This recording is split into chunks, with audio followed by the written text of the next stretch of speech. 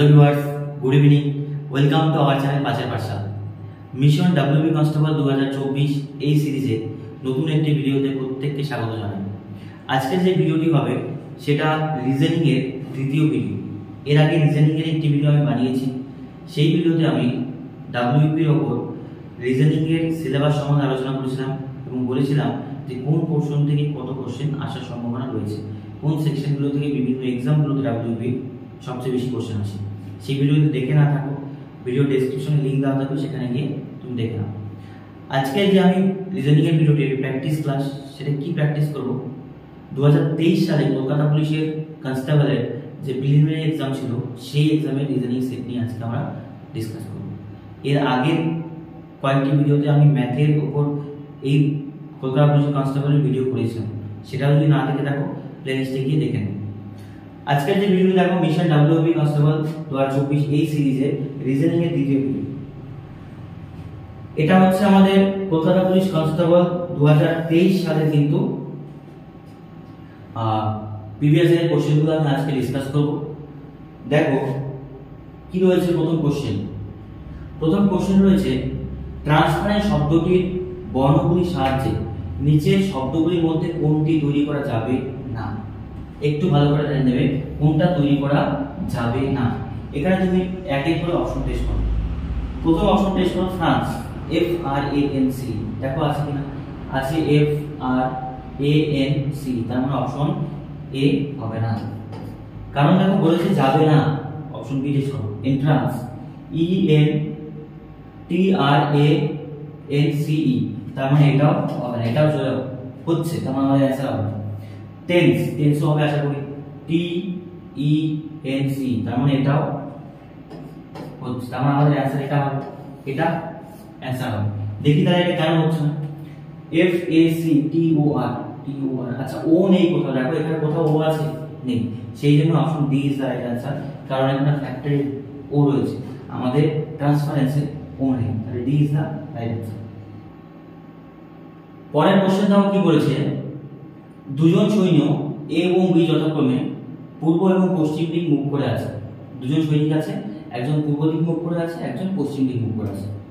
তাদের দুজনকেই বলা হলো বাদিক ঘুরুন, পিছনে ফিরুন, ডান দিক ঘুরুন, বাদিক ঘুরুন, নির্দেশ দেওয়া হলো। এখন এ ও বি যথাক্রমে কোন দিকে মুখ করে আছে, এ ও বি এখন কোন দিকে মুখ করে আছে। তার মানে বলার চেষ্টা করো এটা ডাইরেকশন ডিসটেন্সের কোশ্চেন। এমন কোশ্চেন হলে খাতা যাই হোক না কেন আমরা এটা কি ধরবো, এটাকে ধরবো পূর্ব দিক, এটা পশ্চিম দিক, এটা উত্তর দিক, এটা কোন দিক, দক্ষিণ দিক। বাস। এবার দেখো এ রয়েছে আর কি রয়েছে, বি রয়েছে। একে বলা হচ্ছে পূর্ব দিকে ঘুরে আছে, বি কোন দিকে ঘুরে আছে, পশ্চিম দিকে। এবার দেখো তাদের নির্দেশ দেওয়া হচ্ছে, দুজনকে বলা হচ্ছে বাদিক ঘুরুন, তার মানে এ পূর্ব দিকে মুখ করে আছে, বাদিক কোন দিকে হবে, উপর দিকে। বি পশ্চিম দিকে মুখ করে আছে, বাদিক কোন দিকে হবে, নিচের দিকে। এই অবস্থা আছে। তারপর বলছে পিছন ফিরুন।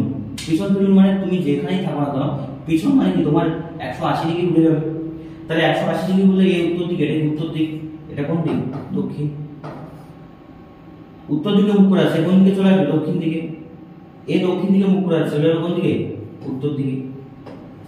তাহলে দেখো বি রয়েছে এই বিন্দুতে, এ রয়েছে এই বিন্দুতে। এবার কি করেছে দেখো, এবার বলছে ডান দিক ঘুরবে, দুজনেই ডান দিক ঘুরবে। তার মানে এ নিচের দিকে দক্ষিণ দিকে মুখ করে আছে, ডান দিক কোন দিক হবে, এই দিক হবে, এদিকে মুখ করলো। তাহলে বিও ডান দিক ঘুরবে, বি ডান দিক, এদিকে পূর্ব দিকে হবে, ঠিক আছে। তারপরে বলেছে আবার বাদিক ঘুরুন, শেষে আবার বলেছে বাদিক ঘুরুন। তার মানে যে পশ্চিম দিকে মুখ করে আছে বাদিক কোন দিক হবে, দক্ষিণ দিক। যে পূর্ব দিকে মুখ করে আছে বাদিক কোন দিক হবে, উত্তর দিক। তার মানে এই পয়েন্টে কি আছে বি আর এই পয়েন্টে কি আছে এ। এবার বলো তারা কে কোন দিকে পড়ে আছে। বি দেখো এ দক্ষিণ দিকে মুখ করে আছে, বি উত্তর দিকে মুখ করে আছে। এবার বলছে এখন এ ও বি যথাক্রমে কোন দিকে মুখ করে আছে, এ এবং বি যথাক্রমে। তার মানে তারা এ রয়েছে দক্ষিণ দিকে আর বি রয়েছে উত্তর দিকে। তার মানে দক্ষিণ আর উত্তর হচ্ছে রাইট অ্যান্সার। এবার অপশনে দেখো বি তে উত্তর দক্ষিণ রয়েছে, এটা বলে কিন্তু ভুলে যাবে, কারণ এ এবং বি যথাক্রমে বলেছে। তার মানে C is the right answer. Direction ডিসটেন্সে এমন কোশ্চেন পাবো। নেক্সট দেখো বলছে কোন নিয়ম অনুযায়ী রোধকে HQP visit 4K GN VQ বলা হয়, একই নিয়মকে বুক ওয়ানকে কি লেখা হবে এটা বলেছে। তাই এটা লিখে নেওয়া হবে। দেওয়া আছে প্রথমে GROWTH, গ্রোথকে কি লেখা হচ্ছে HQPVUG। ঠিক তেমনি এখানে লেখা আছে পরে কি বলতো 4 FOUR, আমি নিচে নিচে লিখে দিচ্ছি। 4 কে লেখা হচ্ছে GNVQ। তাহলে এবার দেখো বাকিটা আমাকে করতে বলেছে যে এখানে বাকিটা কি হবে, বুক ওয়ান কি হবে পরে দিচ্ছি, আমি আগে রিলেশনটা বের করি। দেখো G থেকে H +1 হয়েছে, আবার R থেকে Q আগে আসে R পরে আসে QR, তাহলে এটা -1। OP +1 UVW, তার মানে W থেকে কত হয় V হচ্ছে, তার মানে -1, কারণ VW হয়। তারপর TU +1, তারপরে GH -1, তার মানে সিকোয়েন্সটা কি পাচ্ছি +1 -1 +1 -1, এই প্যাটার্ন ফলো করছে। এখানে দেখি হচ্ছে কিনা EFG +1, তারপর MNO -1, তার মানে এটা +1 এটা -1, UV +1 QR -1, তাহলে +1 -1 যে এই প্যাটার্নটা আছে এটা ফলো করলেই হয়ে যাচ্ছে। তাহলে তুমি বসাও এখানে B থেকে +1 বলে কত হচ্ছে C +1, O থেকে মাইনাস করে কত হচ্ছে MNO, তারপর আছে O থেকে +1 করে কত হচ্ছে OP, K থেকে -1 করে কত হচ্ছে Z, তারপর U থেকে +1, আচ্ছা VW থেকে +1 করে কত হচ্ছে WX, A থেকে -1 করে কত হচ্ছে Z, আর R থেকে +1 করে কত হচ্ছে RH, L থেকে -1 করে কত হচ্ছে L। এটা হচ্ছে রাইট आंसर। CNPZXZSL এটা কোথায় রয়েছে, অপশন এ তে রয়েছে না ডাবল এন এ রয়েছে, ডি সি ডি তে রয়েছে, দেখো D is the right answer. এই রকম কোশ্চেনও কিন্তু কোডিং ডিকোডিং থেকে তোমরা পাবে, যাদের রিলেশন বের করে তারপর সেটা থেকে করতে হবে। আশা করি বুঝতে পেরেছো। নেক্সট রাউন্ড কি বলেছে, নিচের সংখ্যা শ্রেণীতে এমন কতগুলি 9 পাওয়া যাবে যারা ঠিক আগে এবং পরের সংখ্যা দিয়ে বিভাজ্য হবে, যারা আগে এবং পরের সংখ্যা দিয়ে বিভাজ্য হবে। তার মানে 9 বের করতে হবে, 9 আগের সংখ্যা এবং পরের সংখ্যা দ্বারা বিভাজ্য হবে। 9 এর আগে এবং পরে এমন সংখ্যা লাগবে যাদের দ্বারা বিভাজ্য হবে। তার মানে 9 কাকে দিয়ে বিভাজ্য হয়, 1 দিয়ে 3 দিয়ে 9 দিয়ে, এই সংখ্যাগুলো থাকা আছে, অন্য সংখ্যা দিয়ে 9 যাবে না। তাই দেখো প্রথম এই 9 কে আমি নিতে পারি কারণ 1 এবং 3 রয়েছে, এই 9 নেব না কারণ সামনে 4 দিয়ে যাবে। পরের 9 কেও নেব না কারণ সামনে 9 দিয়ে যাবে কিন্তু 2 দিয়ে যাবে না। এই 9টাকে আমি নিতে পারি কারণ আগে পরে 3 রয়েছে।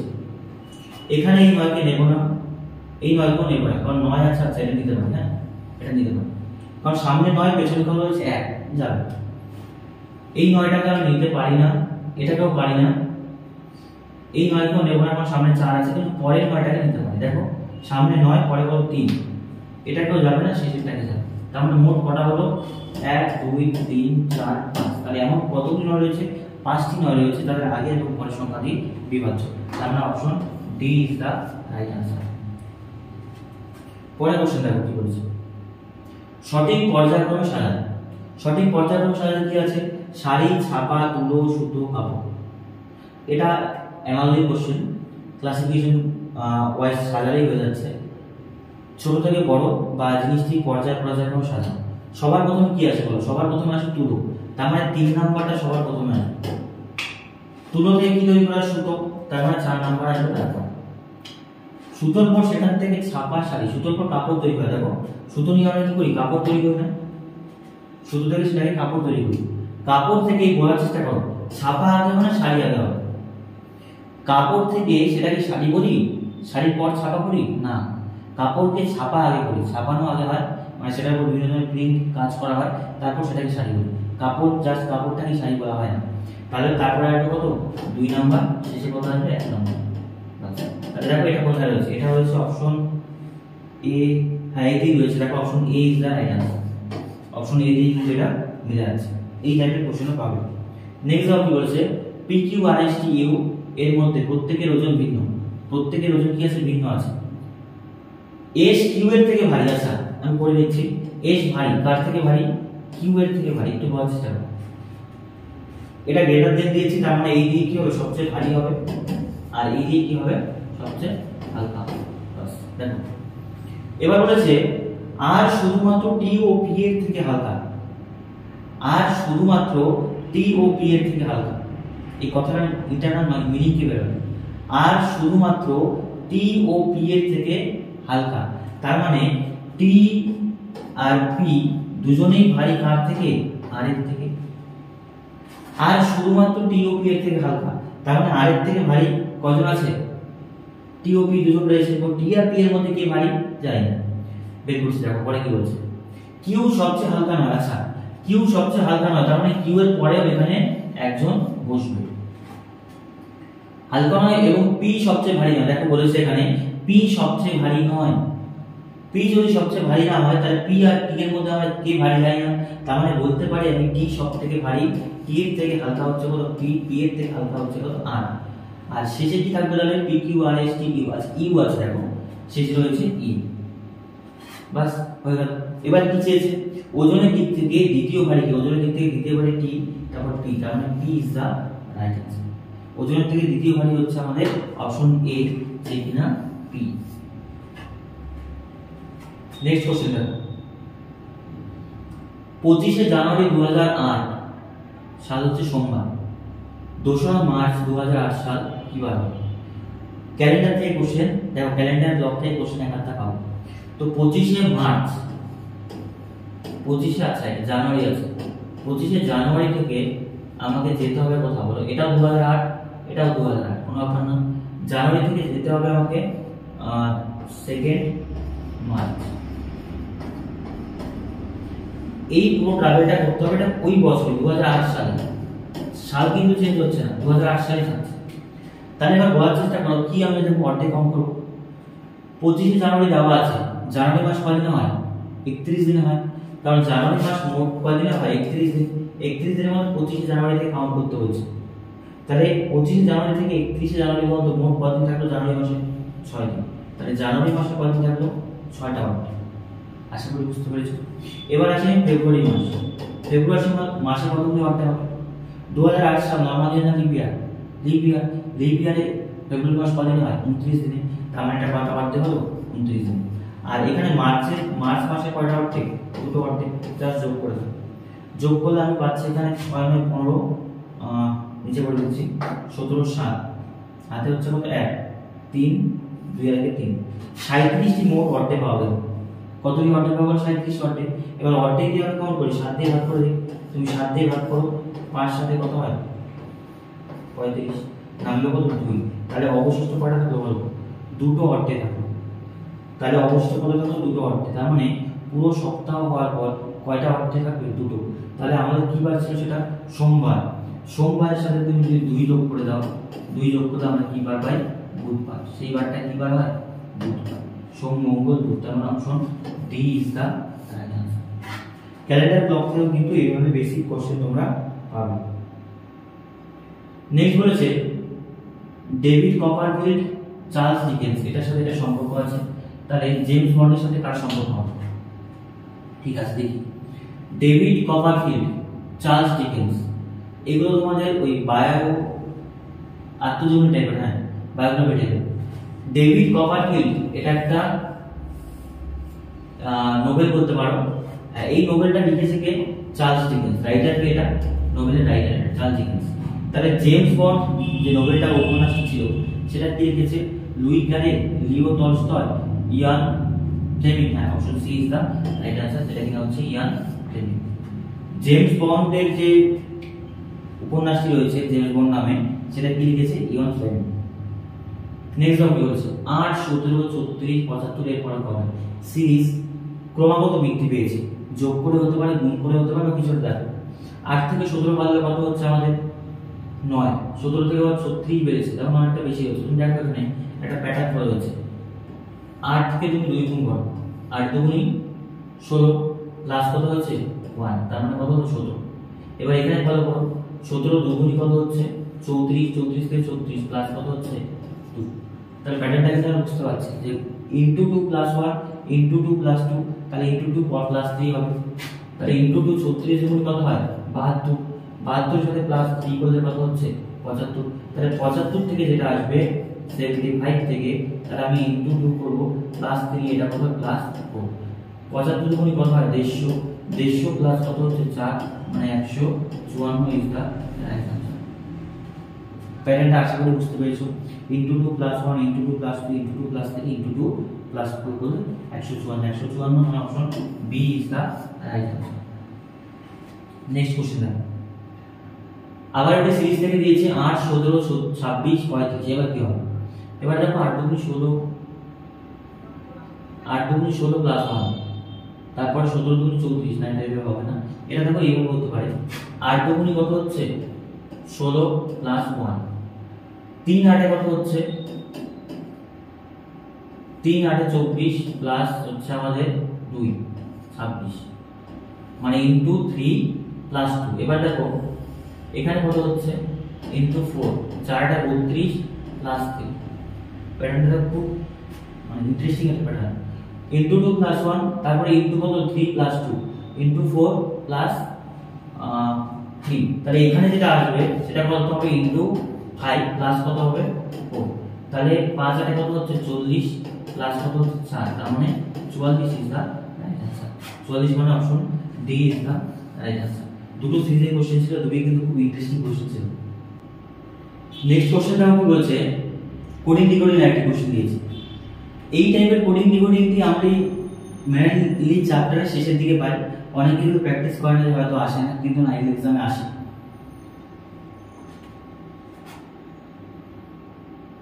নেক্সট কোশ্চেনটা কি বলেছে, কোডিং ডিকোডিং একটা কোশ্চেন দিয়েছে, খুব গুরুত্বপূর্ণ কোশ্চেন হয়। এই টাইপের কোশ্চেনগুলো অনেক ক্ষেত্রে পাজল হয়ে যায়, একটু ডিপ্লোমেটিক হয়ে যায়, তো তুমি ইজিলি বসাও, তুমি হয়ে যাবে। দেখো বলেছে এটি সাংকেতিক ভাষায় পিল জিন জব, এটা মানে অ্যাপেল ইজ গুড। তারপর বলেছে জব জোন পিন, এটা মানে ইট স্টল। পিল ম্যান স্যান, এটা মানে বলেছে ইট গুড ফুড। তো এটা কোন ল্যাঙ্গুয়েজ এটা আমরা জানি না, জাপানিজ হতে পারে বা চাইনিজ হতে পারে বা কিছু একটা হবে, সুন্দর ল্যাঙ্গুয়েজ।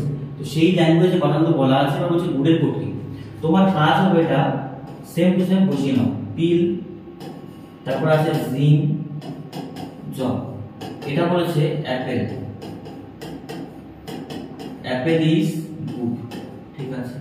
পরে আবার বলেছে দেখো জব বলেছে না, জব জন, আর বলেছে পিন, এটার মানে বলেছে ট্রি, ট্রি ইজ টল, ঠিক আছে। তারপর বলেছে পিল, পিল ম্যান স্যান, এটার মানে বলেছে it good food, it good food, ঠিক আছে।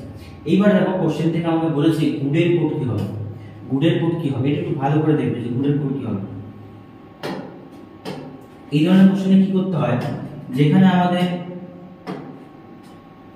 গুড রয়েছে সেই গুডটাকে দেখো, গুড লাস্ট লাইনে রয়েছে গুড আর ফার্স্ট লাইনে রয়েছে গুড, তার মানে এই দুটো লাইনের মধ্যে কম্পারিজন করতে হয়।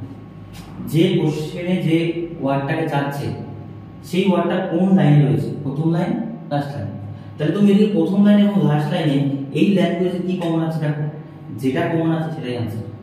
তাহলে কি কমন আছে দেখো, এখানে এখানে কমন আছে পিন, তার মানে গুডের কোড কি হচ্ছে, গুডের কোড কি হচ্ছে pin is the right answer. আশা করি বুঝতে পেরেছো, তার মানে option C is the right answer. এই প্যাটার্নের কোশ্চেন কি রকম হয়, যে ওয়ার্ডটা এইদিকে কমন, যদি সেকেন্ড লাইনের সাথে কমন হতো তাহলে আমি সেকেন্ড লাইনের সাথে দেখতাম কোন ওয়ার্ডটা কমন আছে, সেটাই आंसर। নেক্সট বলছে দেখো y হলো x এর পুত্র, একবার বলে নিচ্ছি দেখো y হলো x এর পুত্র, তার মানে y হচ্ছে কার পুত্র, x এর পুত্র, ঠিক আছে বলে নিচ্ছি। এবার এটা যদি বলে দিচ্ছি, যখন পুরুষদের বোঝাবো, পুরুষদের তোমরা হয়তো অনেকে জেনারেল ক্লাস দিয়ে প্রকাশ করো, কিন্তু আমি কি করে এটাকে বক্স করে দিই। আর যদি মহিলাদের বোঝানো হয় মাইনাস দিয়ে প্রকাশ করো অনেকে, কিন্তু আমি সেটা কি করে দিই বক্স করে দিই। এই জিনিসটা একটু মাথায় রাখো, যে পুরুষদের বোঝালে আমি বক্স করে দিই এবং মহিলাদের বোঝালে একটু গোল করে দিই। তোমার ক্লাস মাইনাস দিয়ে করতে পারো, যা পুরো আছে। তাহলে বলো কি যে ওয়াই হলো এক্স এর পুত্র, আবার একদিন বলেছে এস হলো আর এর পুত্র আছে, সাইডে করছি এটা, এস হলো কার পুত্র, এর পুত্র, এর মেল, আর এর পুত্র, ঠিক আছে, আর তার বাবা হতে পারে, মা হতে পারে। এবার আবার বলেছে ওয়াই পি এর সাথে বিবাহিত হয়, ওয়াই এর বিবাহ পি এর সাথে, আমি পি কে এখানে রাখছি। এবার বলছো পি তো পুরুষ মানুষ, তার এটা কি হচ্ছে মহিলা, তাহলে তার ওয়াই হচ্ছে পি। এবার আবার বলেছে পি হলো আর এর কন্যা, পি হলো আর এর কন্যা, তার মানে বোঝো আর এর পুত্র হচ্ছে এস, আর এর কন্যা হচ্ছে পি, তার মানে এরা দুজন কি সম্পর্ক, ভাই বোন, বাস। আর কি আছে দেখি। এবার বলেছে ওয়াই এস এর কি হয়, ওয়াই এস এর কি হয়, ওয়াই এর পরিচয় যাচ্ছে এস এর সাথে, যে ওয়াই এস এর কি হয়, এস এখানে রয়েছে, এস এর সাথে কার পরিচয় যাচ্ছে, ওয়াই এর, এস এর বোন অথবা দিদি হচ্ছে পি, পি এর হাজবেন্ড, তার মানে বলতে পারি তার জামাইবাবু অথবা ভগ্নিপতি, জামাইবাবু অপশনে নেই, ভগ্নিপতি আছে, আমার option A is the right answer, যে তার সাথে কি হয়, ভগ্নিপতি হয়। এবার তো বলতো এস ওয়াই এর কি হয়, তাহলে এটা তার শালক হতে পারতো, অপশন ডি হতো, কিন্তু সেটা চাই না। নেক্সট দাও কি বলেছে, বেমানান শব্দকে চিহ্নিত করুন। দেখো ইট কাঠ পাথর বালি একটু ডিপ্লোমেটিক হয়ে যায়, কারণ সবকটি একই রকম, কারণ প্রত্যেকটা জিনিসই ঘর বাড়ি তৈরি করি আমরা। ইট কাঠ পাথর বালি, তুমি বলতে পারো যে ইট কাঠ পাথর বালি, তো এখানে আমি অ্যান্সার করবো ইট। কেন বললাম বলো, তুমি কাঠকেও বলতে পারতে যে ইট তো রাজমিস্ত্রিতে ইউজ হয়, ইট পাথর বালি, বাকিটা তো কাঠ মিস্ত্রিতে ইউজ হয় না। লজিকটা হচ্ছে এটা, ইট ম্যান মেড, মানুষ তৈরি করে, বাকি এই তিনটে যে আছে এই তিনটে কে তৈরি করে, এগুলো প্রকৃতি থেকে আমরা সরাসরি পাই, সেই জন্য অ্যান্সার হচ্ছে ইট। নেক্সট বলছে দেখো ইংরেজি বর্ণমালার ক্রমের 18তম অক্ষরের বাম দিকে, 18তম অক্ষরের বাম দিকে সপ্তম অক্ষর। আচ্ছা এটা হলো 18তম অক্ষর, 18তম অক্ষর কত হয় আর, তার বাদিক মানে কি এইদিকে, এইদিকে সপ্তম অক্ষর, 18 থেকে সপ্তম অক্ষর, তার মানে কত 11তম অক্ষর হবে, 11তম অক্ষর কত হয় কি, এটাকেই বলেছে অঙ্কিত, যে বাম দিকে সপ্তম অক্ষর কোনটি, 18তম অক্ষরের বাম দিকে 11তম অক্ষর, 11তম অক্ষর হয় কে, তার মানে option D is the right answer. Next question দেখো কি বলছে, প্রশ্নবোধক চিহ্ন স্থানে কি বসবে, এখানে প্রশ্নবোধক চিহ্ন দেওয়া আছে, এখানে কি বসবে, অপশনে রয়েছে 6 5 8 4, এই অপশনগুলো রয়েছে। এবার বলার চেষ্টা করো কি হতে পারে, যোগ বিয়োগ গুণ ভাগ করে তুমি মেলাতে পারো, জেনুইনলি এই ক্ষেত্রে যোগ গুণ বিয়োগ হয়। আমি নিচ থেকে যদি যাই 1 5 3 6, আবার 1 9 2, সবগুলো স্কয়ার বা ঘন সংখ্যা না, যোগ করে দেখো 1 5 3 6 হচ্ছে, যোগ করে 15, 1 9 2 12, তাহলে 15 থেকে 12 হচ্ছে কত, কম 3, তাহলে এটা কত কম হওয়া উচিত, 3 কম হওয়া উচিত, 3 কম থেকে কত হচ্ছে, 3 করলে এখানে হচ্ছে 9 হওয়া উচিত, 2 এর থেকে 7 যোগ করে 7 অপশন আছে নেই। এবার দেখো অপশন টেস্ট করে যাবে, প্রথমে ধরো 6 বসাই, 6 বসালে হচ্ছে 26, 3 দিয়ে গুণিতক যায় না, ঠিক আছে, 25 বসালে 5 3 এর গুণিতক হয় না, 28 বসালে 8 3 এর গুণিতক হয় না, 4 বসিয়ে দিই, 4 বসিয়ে হতে পারে 4 করে যেহেতু 3 থেকে 24 কি হতে পারে, গুণ হচ্ছে কত গুণ, 8 গুণ, 24 থেকে 192 না, এটা 8 গুণ করা হয়ে যাবে, 24 থেকে 192 8 গুণ করলে হয়, 192 কে তুমি 8 গুণ করো, এখানে হয়ে যাবে 8 2 16, 8 9 72 73, 8 8, হ্যাঁ 7 15, ঠিক আছে, তাহলে option C is the right answer. এই অপশন টেস্ট করে কিন্তু যদি মাথায় না আসে অনায়াসে করতে হবে।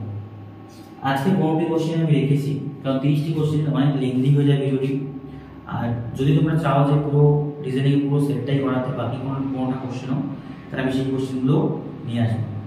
আর চ্যানেলে যারা নতুন আছো তাদেরকে অবশ্যই বলবো চ্যানেলটিকে সাবস্ক্রাইব করে বেল বাটনটি প্রেস করে দাও, কারণ ডাব্লিউ কনস্টেবলের এক্সামের জন্য আমাদের চ্যানেলে A to Z কিন্তু ভিডিও তোমাদের দেওয়া হবে। এখন আমি প্র্যাকটিস ক্লাস করাচ্ছি, কয়েকদিনের মধ্যে আমি একদম বেসিক থেকে কোশ্চেন তোমাদের কিন্তু করাবো, যেখানে চ্যাপ্টার ওয়াইজ আগে বেসিক বোঝাবো, কোশ্চেনে যাওয়ার আগে চ্যাপ্টারের প্রত্যেকটা বেসিক বুঝিয়ে প্রত্যেকটা চ্যাপ্টার কিন্তু একবার তোমাদের কমপ্লিট করাবো। যারা নতুন স্টুডেন্ট আছো, যে এবার সদ্য ডাব্লিউবি দিচ্ছ, তাদের জন্য খুব গুরুত্বপূর্ণ হতে চলেছে আগামী ভিডিওগুলো, এই জন্য চ্যানেলটিকে সাবস্ক্রাইব করে সবাই পাশে থাকো। আর জিকে বা অন্যান্য সেকশনগুলো কিন্তু আমরা একদম বেসিক থেকে করা হবে, একদম বেসিক ধরে চ্যাপ্টার ধরে করা হবে। তাছাড়া তোমাদের প্রত্যেক সপ্তাহে মক টেস্টও কিন্তু আমরা এক এক করে নেওয়া শুরু করব। ভিডিও শেষ পর্যন্ত দেখার জন্য সবাইকে অসংখ্য ধন্যবাদ।